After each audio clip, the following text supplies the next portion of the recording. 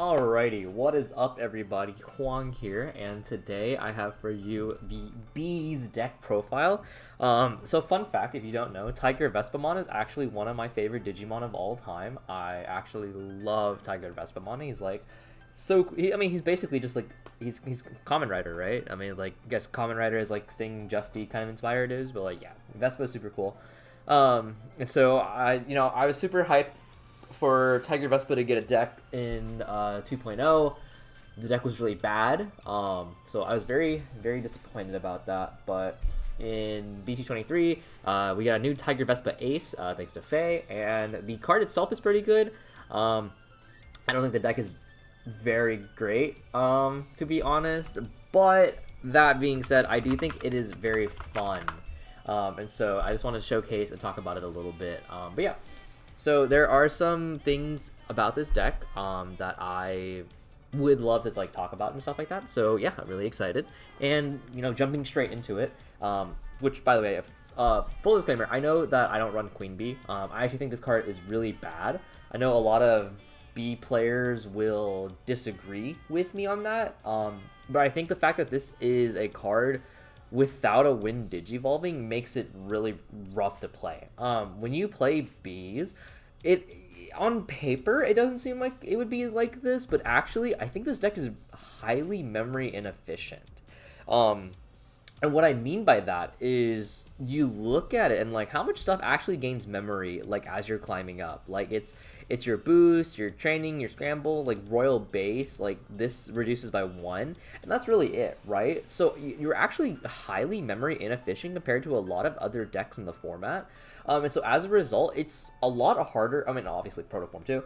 It's a lot harder to keep turn on the Queen Bee than like you would want. And even if you do keep turn on the Queen Bee, it's like Queen Bee, play Tiger Vespa, you do like a 4-check combo because like it aligns twice, and like then what? You're not closing the game out or anything with that, and it's not like you are doing anything. Like you have like this protection, quote unquote, effect, but like, hey, first of all, Queen Bees when attacking negs you a security to begin with, so that sucks. But also the all turns heal effect. I mean, just like, you know how easy it is to like get rid of Queen Bee. Like it's not actually that hard. Like if you have like Forge Bee plus Queen Bee, then like sure, but like Forge Bee is not hard to get rid of because like it's 4,000 DP level 4. Like that's not crazy. So I think Queen Bee is really not great for the deck in the grand scheme of things. And so I think just hard focusing on like how we get to the Tiger Vespa, I think is like way better. I think what the issue with Tiger Vespa is, however, is that you don't have a good alternative 6. You're really just banking on Tiger Vespa kind of carrying you, which like again you're like, oh, Queen Bee, but like I really don't like Queen Bee, so but Tiger Vespa, as it like attacks, it gets weaker and weaker, which is like crazy to me. Like why is that the case? But it is the case, unfortunately. And so that's like another thing holding back this deck, I would say. But other than that, I think it's a pretty clean OTK for what it's worth, right? And so before we go talk about more like the tech options and stuff like that, we'll just talk about like the list stuff. So for the Pororomon, I mean like this is the egg for the deck, right? It's stacking your security, setting you up for success. I mean it's like mandatory like 4 of. Uko, I think, is really strong in this deck. Not only is it searching your Vespas and Fays, but also like it's letting you get a free proc of your Pororo. So you go like Uko, Pororo proc, and then like Evo like 3 and back, and then you're like you're sitting great. Like it's setting you up for like some really fantastic tempo. You swing Uko, puts in the 4 security, that makes it so Vespa OTK is even easier. I mean, just like the card has great synergy with the deck. As far as your 3s go, 4 Searcher Fan Bee. Or Fun Bee, 4 cost reduction Fun Bee, and then 2 of the Fun Bee that like stacks a card. Obviously these are the best ones because like they have like searching is great, especially in a deck where you only have 4 level 6s, and then this one, I mean anything that helps reduce the cost of like your play, I think is like really strong. So yeah, I think like these are the best. This Fun Bee, like it has use where like you can like on play then like swap a card out and like extend your Tiger Vespa lethal. And there are some cards in the deck I think you can use to further build upon that strategy. I think those cards, for example, are Scramble. I think Scramble really lends itself towards this strategy. With Scramble, if you like start a turn, you like go into this Fun Bee, stack a card, then like move out a stack another card, and like that's 2 attacks off the Vespa, right? So that's pretty good. And then also off of Argo, which is a spicy tech I saw on Twitter, and it kind of inspired me a little bit. Argo does a lot, right? So you can go like Scramble, play a rookie, Argo, tap the rookie you played off the Scramble to go into Argo for 0, and then Vespa, and like effectively you save 3 memory, which is really nice. But Argo is when attacking, which is not once per turn, by the way. You can like play out this Fun Bee to like place another security face up. You can place this to search, like whatever you need to do. Yeah, Argo's pretty crazy actually for what the deck wants to accomplish.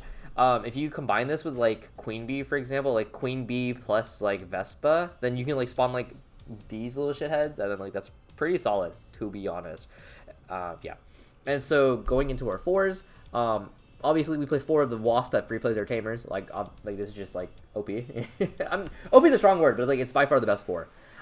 Forge Bee gives you a layer of protection, which is kind of nice. So if you like preemptively, you're playing around security and stuff like that, then you can have like a Forge Bee set up, or you can like end turn on Forge Bee if you don't kill on the Vespa, and like yeah, that's like okay. And then Wasp.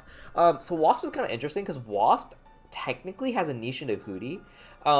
So if you have like Wasp and then you have like a 3 and a 4 in your security, they can't swing their alliance level 4, right? So that's automatically denying like 2 damage there. Obviously, if they have Hootie, then like they're just gonna like get around it anyway. But if they have Hootie, they were getting around it to begin with because like the Wasp was getting smote by like the Hootie -6, so like it really doesn't matter. But denying the like the Seadra, Gole, and Kabuteri is pretty good. That is pretty good. So yeah, I think that warrants a spot. Your 5 lineup, you could probably tweak this around, to be honest. Like this could probably be like this TBH.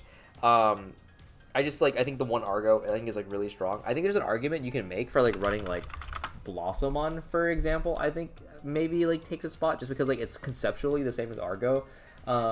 But it's like not searchable unlike the royal bases, but an Argo happens to have like a broken inherit for what the deck wants to accomplish, which is why I think Argo is worth a slot, and like questionably Blosso, but like I think that's like you have to play test with it and like see it, feel it out. But I think a lot of people will default to like 4 of this Cannon Bee. This Cannon Bee is really good.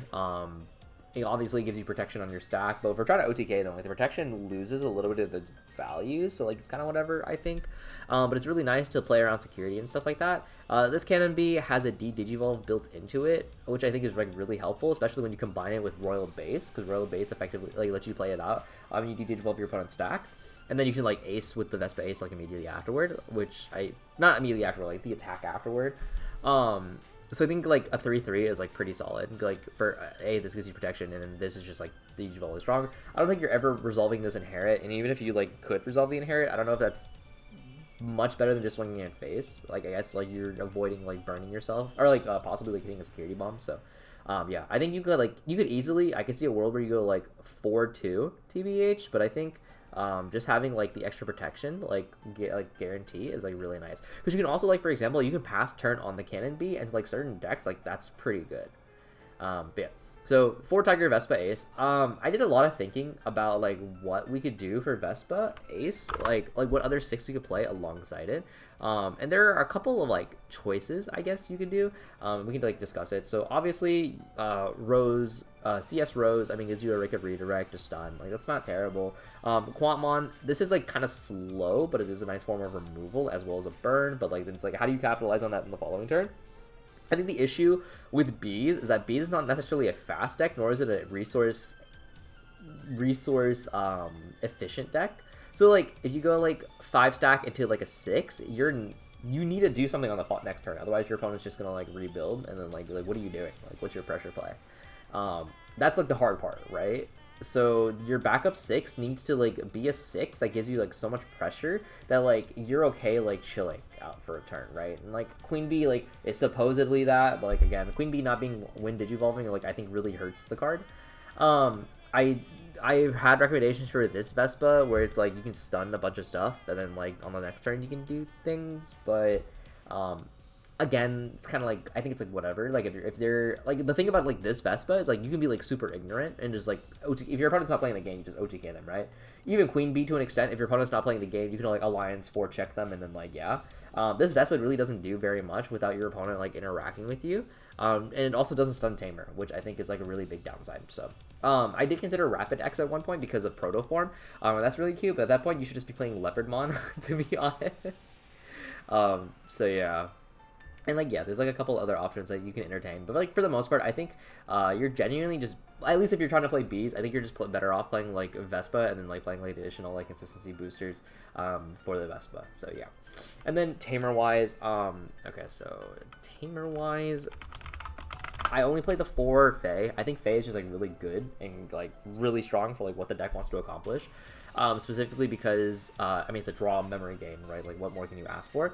I know some people are still on Winner. I think Winner is actually really mediocre, to be honest. Like, it's a gain 1 memory at start of turn, which, like, okay, sure, that's cool, but, like, effectively, like, Fate is the same thing. Like, with the upside like being like it draws an extra card. Actually, Faye technically gains like 2 memory. Actually, winner only gains 1, so automatically Faye's already doing more in the memory department. But Faye also draws you a card. People are like, oh, with winner you can like fix your like hand setup and stuff like that. But like at the same time, why didn't you just play better to begin with? You know, like why didn't we just like be better about our resources from the get-go, so that way we don't have to like pigeonhole ourselves into using winner, you know? And so that's my like my main gripe with this card. I just like I think this card is like it's like a crutch. It's like a training wheel for like issues you could have solved, which is like with better play. So yeah, I think just like 4 Fae is enough. And then 3 boost, 3 training. I think boost is really nice because with boost you're digging 2 cards additional for the Vespa Ace, which I think is really important. And memory is really effective in this deck because you have so much evolution cost reduction and it can't stack, right? Like you can't go like your royal bases, like once you've used enough, you use them up, right? Like, and they all get used in like the same instance. I can't scramble plus training in the same go, right? I can't like scramble on top of like a 3 because then like it's not very memory efficient, you know? And so yeah, so I think boost, the memory is just like hyper efficient. You can also use it to like hard slam like this Fan B if you really need to and stuff like that. But yeah, I just think the memory is very flexible. I think what training offers you is the ability to choke for 2 costs, but also it lets you search for Fae, and I think that's pretty important. So I think it's like having both. I think it's like a really good combination. Scramble, like I said, Scramble and Proto serve kind of similar purposes where they're both trying to reduce the amount of cost for you to climb up. But Scramble, like previously mentioned, has synergies with like the Fan Bs and the Argo. Proto is giving you an extra life, which you can turn face up, and that gives you like synergy with your pieces, and then also grab back a piece. So I think both cards are really important. I think there's a world you can cut a Scramble for a Zubagon though. Zubagon is really important because, or not important, but like it's really nice. It gives you a permanent 3000 DP for the turn, so your Vespa is hitting 15k, so it's likely not to die to random shit. So with your inheritables all giving you plus 1k from the 3 and 4, you're hitting 17k with Zubagon, so I think that's pretty good. And then Sec Attack plus 1, so just making it easier to OTK and stuff like that. I think realistically, you could probably cut like Scramble down to like 1 and like play like a second Zubagon. I think like that's okay. And especially because like you see it more often. And then like 3 Royal Base. Because this card doesn't stack, I think seeing multiple copies of it kind of feels bad. But yeah. So yeah, I think overall like you could like see changes like this to the deck. I think it's like pretty good. Like you're just like streamlining the process to like get the kill off. And in which case the green memory boost lends itself a little bit more because then it's memory that you can play Zubagon Punch with. So yeah, so it's just like the synergy. It's synergizing a little bit better in that respect. But again, like you need training to find Fae because I think Fae is like really important for your game plan in terms of like streamlining your game plan. Your game plan. The Hornet Eraser, I understand it's like a removal for 8 cost and also heals yourself, but 8 cost is really pricey, so like I'm not super big of a fan of that, and yeah. That is my take on Vespa, aka Royal Base. I know a lot of people are probably gonna like fight me about the Queen Bee take, but you know, having tested with Queen Bee, it's just so slow. It's just like not having a win Digivolving really is like the downfall of this card. So why pigeonhole myself into like a specific play that they're just again very memory inefficient when I can just like look for like Tiger Vespa Mon beating some ass. So yeah, thank you for watching, and peace out, y'all.